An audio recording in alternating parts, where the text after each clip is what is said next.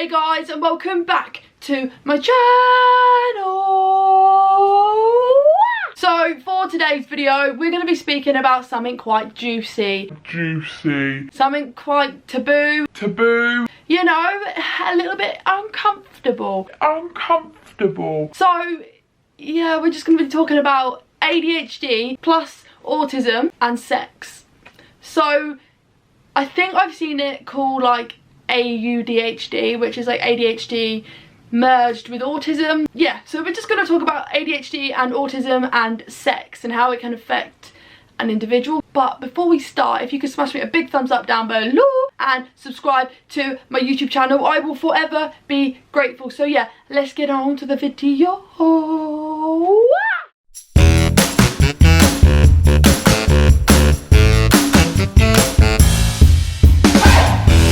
So as someone who has ADHD and autism, I find certain aspects, certain situations within a romantic relationship really difficult to navigate, really difficult to understand, and basically it just makes me feel a little awkward, a little like, what do I do now? Like, it doesn't make situations romantically very romantic, because I can just be like, oh, so are we doing it now? What like, are we meant to be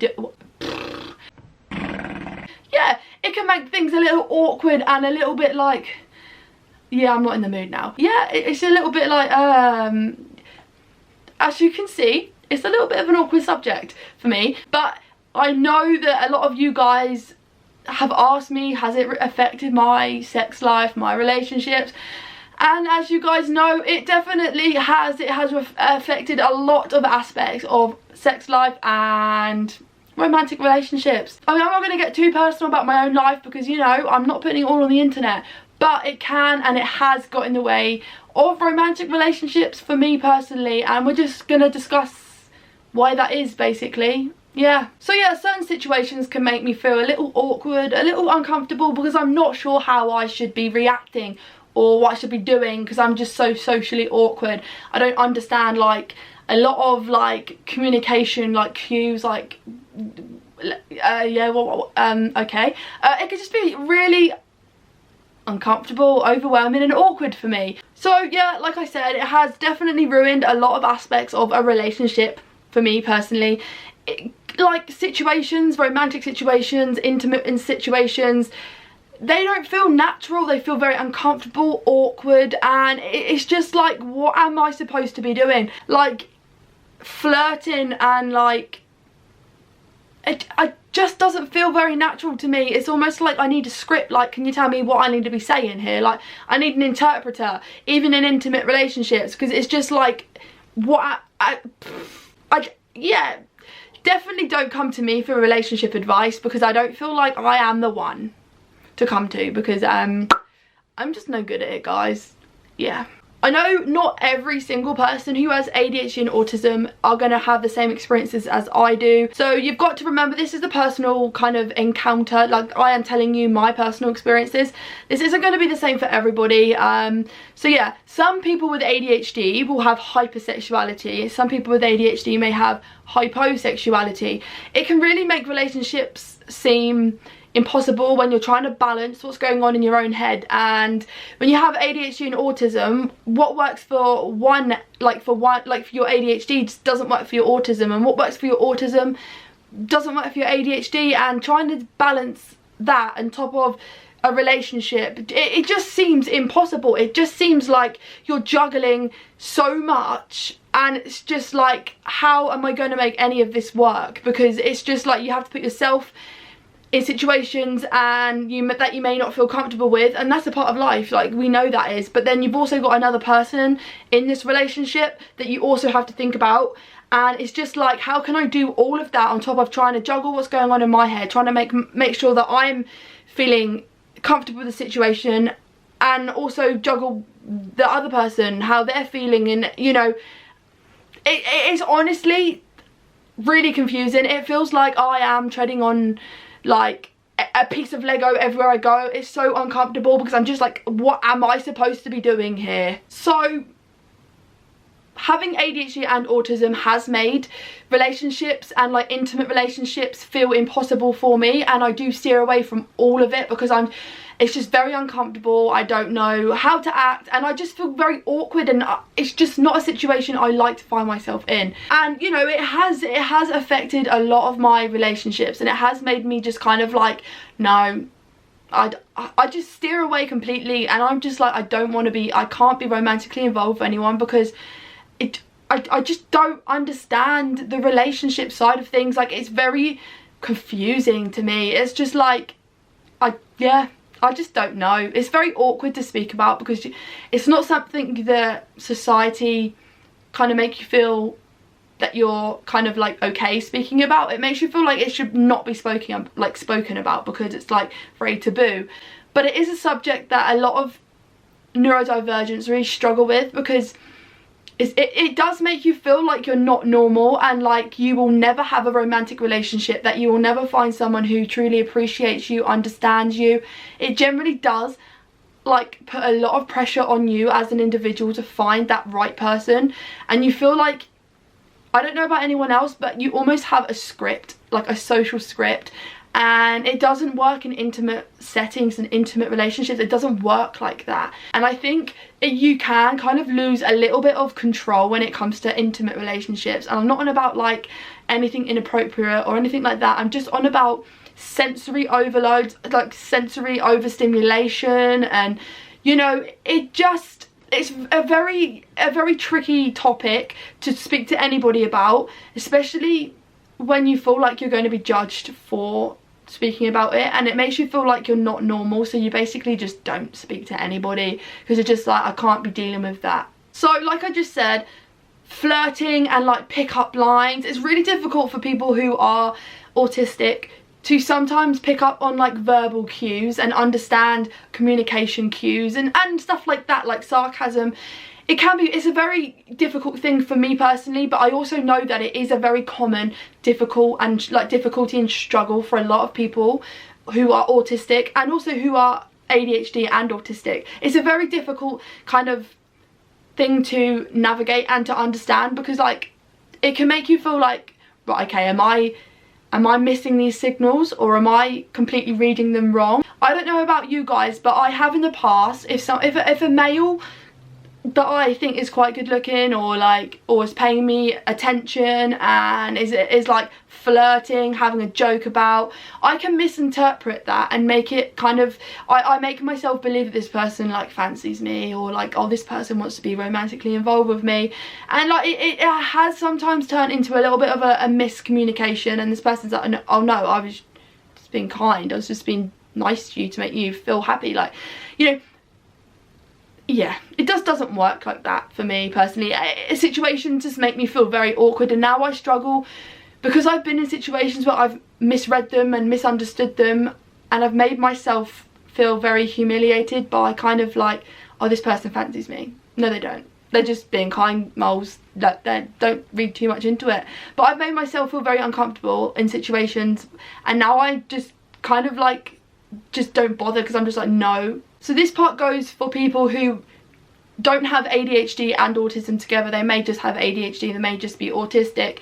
But if you struggle with sensory processing disorders, like if you really struggle with like sensory overloads and stuff like that, an intimate relationship can trigger sensory overload. Obviously, I'm not going to go too much into detail here, but in an intimate relationship, obviously it's meant to feel good, it's meant to make you feel great, you know. It's a passion, it's a love of, like, it's a passion, right? So it's an act of love and passion, and being intimate with somebody does involve, you know, some things that may trigger sensory overload, and this can be an issue. So a really common trait amongst us ADHDers is having a real hard time maintaining focus and being easily distracted, and this doesn't stop during intimate relationships, like intimate moments like sex. It doesn't stop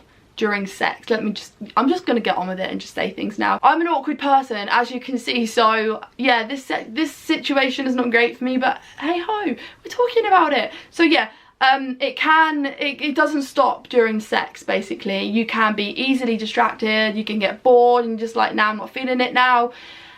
And again, this again can cause a lot of issues in relationships. If your partner is neurotypical, they may not understand that it's not them that aren't like keeping you interested. It's not a personal thing.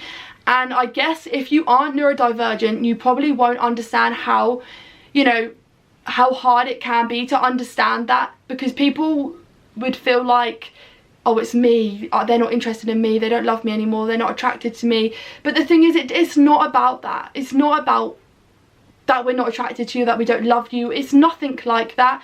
It's generally us. And I know that sounds super cliche to say, like, it's not you, it's me. It generally is us. Like, it's an issue that we have.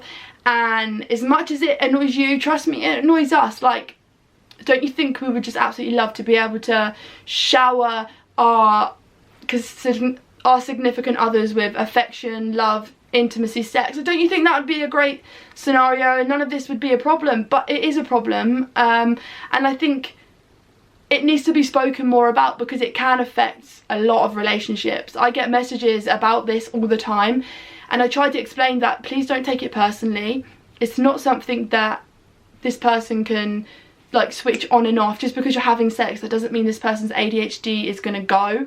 It doesn't work like that. For some, great, it might, but it doesn't work like that all the time. So people with ADHD and autism, you know, we do like have fluctuating moods, and they do change.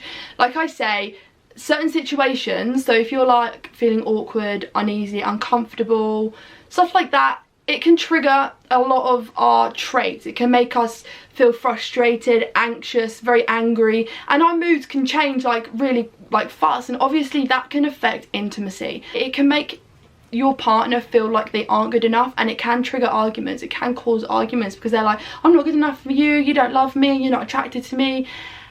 Yeah, and you know, your moods can really change, and you're like, one minute you can be up for having sex and the next minute you can't, and this your partner, you know, it's not exactly something you want to write on your Tinder bio. So you might be thinking like, you know, how can I change this? How can I make the situation better? How can I, you know, open up? And you know, I don't have the answers. I am not a sex therapist. I am not a relationship counsellor. I'm really not. I haven't had a relationship in like 5+ years. I'm generally just not interested, because I just feel like nobody would understand me apart from myself, so I might as well just live with myself and be a loner with like 20 dogs. But yeah, basically what I'm getting at is, my tips personally would be to be really honest and open as soon as you get into a relationship. I know you might be thinking, but that might scare someone off, but the thing is, if they like you and, you know, and they are attracted to you, the thing is, this shouldn't put someone off. It should not make someone feel, oh god, I'm not doing that. Of course there might be a bit like, oh, but being open and honest is the best policy always when it comes to a relationship. When you are going to get romantically involved with someone, I feel like it's really important to tell that person how you feel openly, honestly, have a direct line of communication always, and always be honest. You know, if you feel like, I'm just having sex to make the other person happy, that isn't okay. You need to always be open and honest and just say, look, I'm really not enjoying this, it's making me feel very anxious, I'm overstimulated, and I just don't enjoy it. You know, there needs to be open communication, and you need to like be like, you know what, my moods change. Sometimes I want sex, sometimes I don't, and in the moment I might, and then 10 seconds later my mood could really change and I'm just like, no thank you. You know, there needs to be open communication so that the other person doesn't feel like it's them and like they aren't good enough, but also you need to think of yourself and make sure that, one, you are looking after yourself, two, that, you know, what you're doing it because you want to do it and not because you feel like you have to. You know, you are just as a priority in a relationship as the other person, so there needs to be a 50-50 thing here. Like, if you're happy and they're happy, great. If you're not happy and you're doing it to keep them happy, you know, then that's not okay. Vice versa. If this other person isn't having sex because the person with ADHD and autism, you know, doesn't enjoy it, that doesn't mean this person you know, you shouldn't, oh, I don't know. Basically what I'm trying to say is open communication, be open and honest, and talk. Have a direct line of communication so that you can both talk about things. I don't know what you're going to talk about, I don't want to know, but yeah, just have a direct line of communication so that you can speak about what you like, what you don't like, what you know, what makes you triggered, what doesn't, you know, just have a direct line. Be super honest, and hopefully that will work for you. Yes. But yeah, like I say, I am not a sex or relationship therapist. I'm not a specialist. I'm just telling you from personal experience, being open and honest is the way forward in this particular scenario. You know, maybe it doesn't work because I'm single. But do you know what? Don't even listen to me. No, there are specialists out there that could help you in your relationship. Because I'm not a sex... I'm just here to tell you that having ADHD and autism could affect your sex life. This video could be like 10 seconds long, but I bet it's going to be like 20 minutes because I'm just gassing on. But yeah, always make sure you're happy. Only do things that you want to do, and make sure the other person in the relationship is happy and you're doing what they want to do because they want to do it too. Does that make sense? Consent is always a must. Don't do things... I don't know what I'm going on about here. Just make sure you want to do it and they want to do it, then you could do it. If you don't want to do it and they want to do it, that doesn't mean you have to do it. Basically, yeah. But no, in all seriousness, our ADHD and autism can affect intimate relationships, sex, and all of that malarkey, right? But it doesn't mean that we aren't worthy of relationships, or that we aren't good enough for other people, or that people shouldn't, you know, get in relationships with neurodivergence. No, I'm just here to tell you that it can affect your relationships, sex and relationships. It can. But you know, there are ways to work this out. Do your own research. I'm not going to tell you what to Google. But yeah, go do your own research. Reach out to professionals. There are people out there that are super trained to help you in these specific scenarios. But for me, it's not my thing. I'm not talking about it. Because yeah, sex is awkward for me. So let's just not talk about it. Taboo subjects are okay to talk about. Remember that. You are allowed to talk about sex. You are allowed to talk about what you do and what you don't like, what works for you, what doesn't work for you, because you are entitled to be happy to, and so is your partner. So yeah, Molly's gonna shut up now. Thank you so much for watching. I'm sorry if this was as awkward for me as it was for you, because it was awkward for me. But yeah, thank you so much for watching, and yeah. I don't know what else to say, because I feel like I'm like super flustered and like a little bit like, oh my goodness, what did I just do? But anyway, have a good day, enjoy what you're doing, and I will see you next time. Remember to like and subscribe down below, and yeah, Molly is not a sex therapist, remember that. So yeah, see you later, bye.